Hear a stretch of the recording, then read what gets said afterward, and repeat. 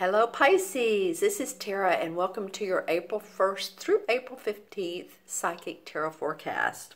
I'm going to pull two cards for the first 2 weeks of April and a transitory card. Just see how the energies are looking for the first couple of weeks of April.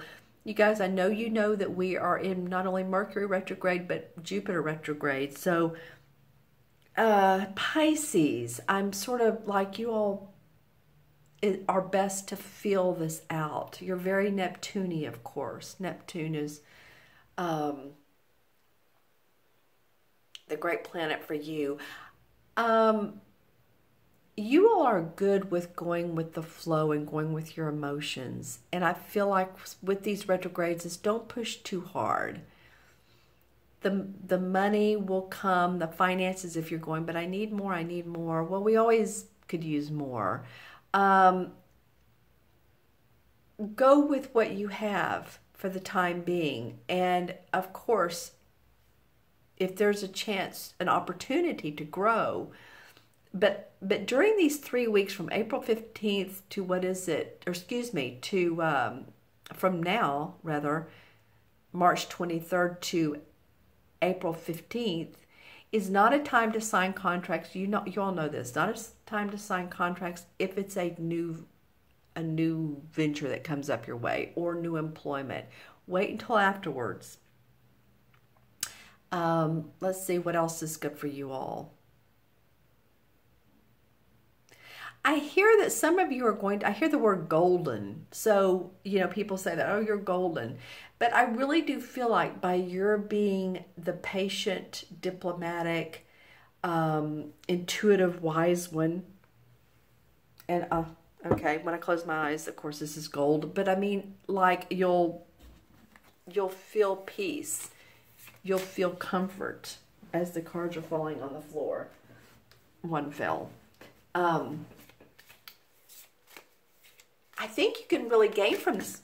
Wow, these cards keep falling. I think you guys can really gain from this retrograde. Okay? I really do. I think that for some reason of all the signs, and maybe because we've had this Pisces new moon and all this going on with Pisces, I believe it was a new moon, that you all can benefit from this. Okay. So let's look at the the first 2 weeks of April. Nice. Okay, well, we have the World card and we have the Page of Swords. So the World card indicates that, you know, this is the last card of the Major Arcana. And this is the one that where you feel enlightened, spiritually enlightened, physically well, abundant. You know, that starts, of course, with the Fool card. And the Fool is a young child and is just like, oh, okay, I'm carefree. But by the time you get to the World card, you're being blessed because you have been through so much. There are opportunities to grow. There are opportunities to serve you. That's a nice card to get, the World card. It's just, it feels more relaxing. It feels peaceful, like I was saying before. I keep getting that from you all. Are some of you meditating more? Or I know a lot of you like to light candles and meditate. I'm just getting a very peaceful essence from you and this card. Like you know what this means to you. You know that you've been through the you know what house. And I don't mean nut house, I mean SH house. You've been through a lot, and yet here she's naked, but she's wrapped with this beautiful purple cloth. She has her 2 wands. She's surrounded by this wreath of celebration. You're ready. Then we have the Page of Swords. This indicates to me this is an air sign. This would be a Libra, Aquarius, or Gemini. I'm trying to get the feeling of this person to you. I feel like they are younger. The pages are younger. And I feel like they have either given you reason to up your game, or they've given you a lot of flack, or they are a child that you've possibly had problems with.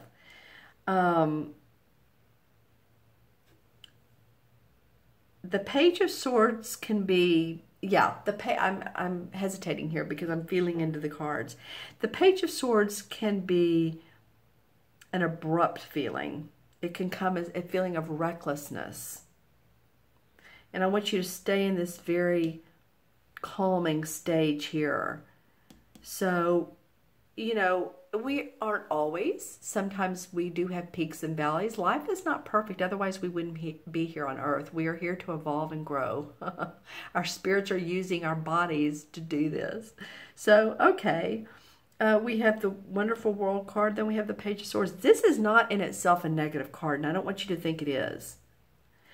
I'm just looking at how beautiful this card is, and I was like, But I may want to challenge this. I may want to challenge this because he's looking at her.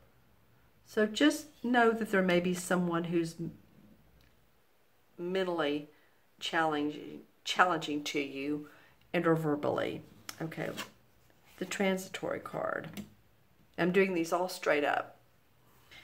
The Three of Pentacles. Well, the Three of Pentacles is using your talents to be of service. This may be philanthropy. I feel like these two cards are really connected because I feel like I'm trying to say three things at once. When and if you do the thing you love, then the world will come about.